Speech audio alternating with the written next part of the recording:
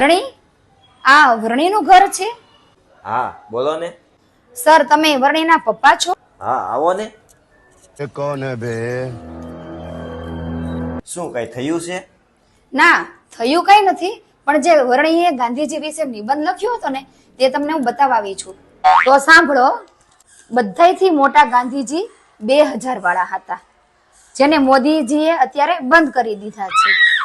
એનાથી નાના 500 વાળા છે, એના છૂટા કરાવીએ ને એ ભેગા જ ગાયબ થઈ જાય છે. ફાટેલા ગાંધીજીને કોઈ નથી લેતું.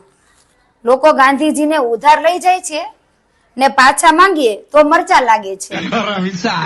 જેના પાસે ગાંધીજી નથી હોતા ને એને કોઈ બોલાવતું નથી.